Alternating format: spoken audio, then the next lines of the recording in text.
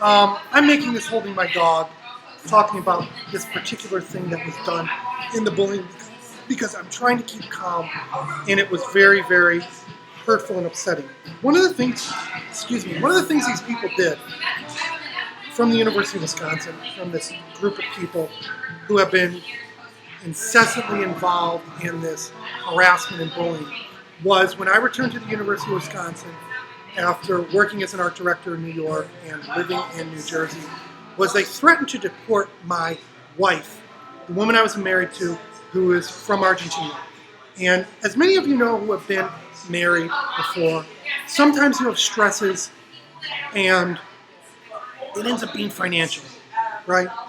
You know, we were both sort of dreamy people. We were both very artistic.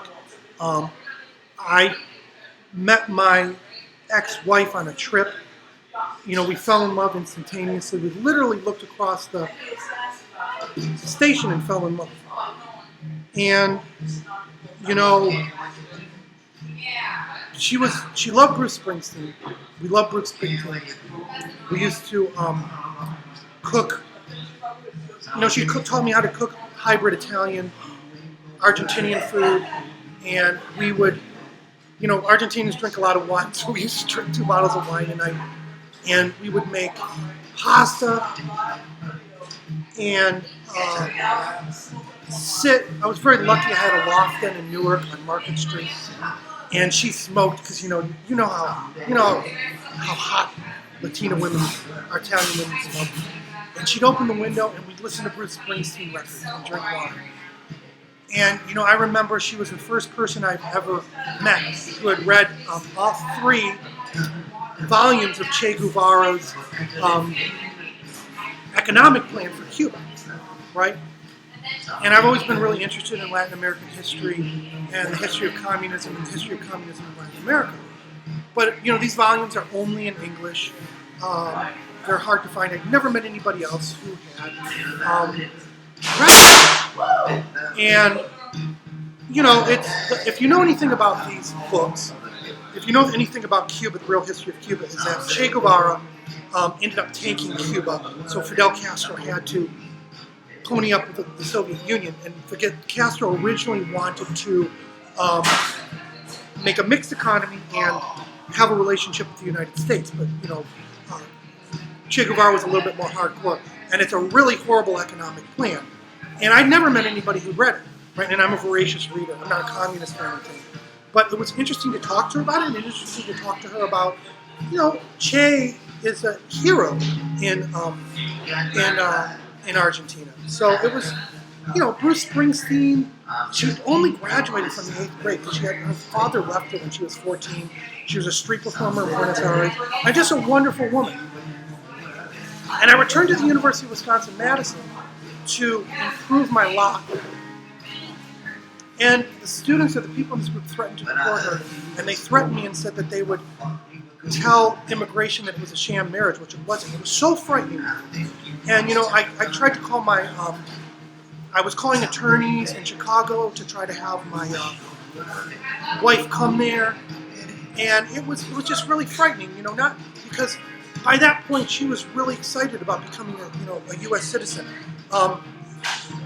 You know, and I feel it's important to speak from actually having experience in those communities. And, you know, she's a Republican because she's never had anything. She's never had any programs, and she owns a house in Bloomfield, New Jersey. By the way, not a good idea to threaten to deport an Italian woman.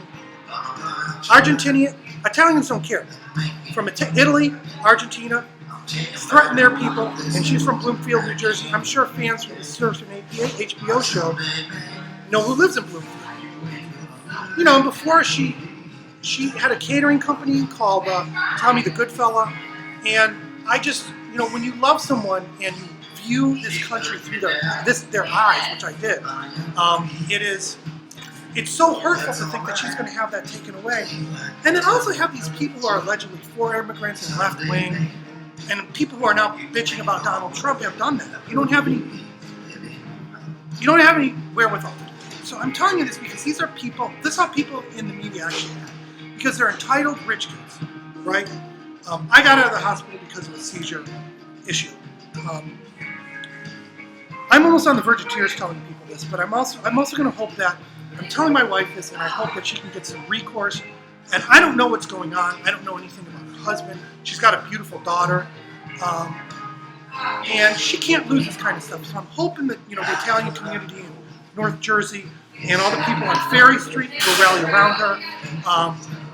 The people at Adega know her, even the Brazilians who don't like her very well. And just to say, we had a beautiful wedding ceremony. Giselle is a feminist, and we had a wedding ceremony in the same church that was blown up in War of the Worlds, at the end of Ferry Street. And it was a wedding ceremony in Portuguese, Spanish, and English, right?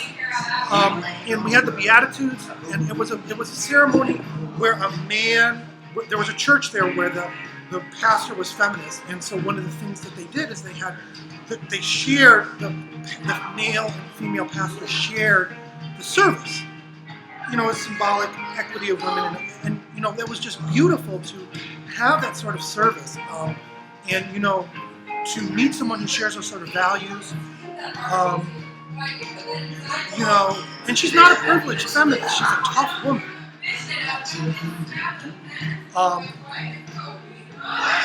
But, I'm hoping that the community will rally around her. People at State English School, her. I helped her get a job there. Everyone knows Gisela as a, bright, happy person. Just, these people need to understand how serious what they did is so serious. Some of these people are tied to a writer from the New York Star-Ledger. His name is Fred Kamen. Fred, you know me because you were my writer. You're not going to be working at the Star-Ledger anymore. You are definitely not tied to Ferry Street. You are not a leadership Newark fellow. And Celia King, Rolando Hertz, please reach out to Ross Baraka and let's get Fred removed. Let's get some people from Newark in the Star-Ledger. These people don't cover the arts. I'm going to actually advocate for one person in general to replace Fred as a writer, and that's Kellyanne Pino. Everybody knows Kelly. Let's get Kelly in there.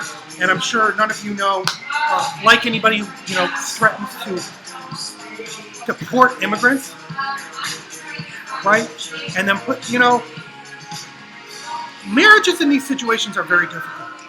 And I'll just say this, Mark Salduti, I hope you contact me about this. My number is 410-941-9139. Or anyone who knows where Mark is. I haven't seen him in a long time. I think Gisela did a lot of work for Lenny, Big Lenny.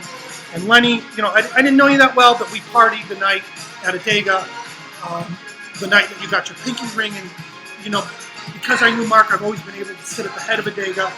And, I still call the Lincoln Town Car the Lincoln Town Home, like you called the thing the Lincoln Town Home. And, or Garrett, I haven't seen you guys since you went to Seton Hall, but I'd like my wife to get some justice for this. And, Fred, go to Andros Diner. These are the people my wife knew in Down Neck, Newark. Ask Andros Diner. People in Andros will tell you Lenny's dad was a very important person in the neighborhood. Some of us who aren't privileged, not everything is fantasy, and things are pulled from reality on TV. And, some of these structures that were built by Italian immigrants and such like that, and things that are built by, even Latino immigrants, are to protect themselves from the elite. And, the Italians were at the bottom at one time, and they still have immigrants that are in questionable circumstances. So, these are people from Wisconsin who think they can come and do anything they want. So I really want you to rally around my ex-wife in this and take a stand. If you're immigrant, an Irish person in Sunnyside, I'm going to post the pictures of the people who are involved in this. And, furthermore, you don't have any right to criticize Donald Trump when you're doing this kind of stuff, right? And I don't care if I have to go on conservative media and talk about this. My ex-wife's a conservative. I'm not, but she is, because she busted her butt for everything. And I respect what she did, which is a lot more than people like Fred Kamen, who went to school on investment from mommy and dad. It's pretty serious now. Stand behind my ex-wife with this. I can't tell you how choked up I get thinking about these privileged kids threatening to deport them.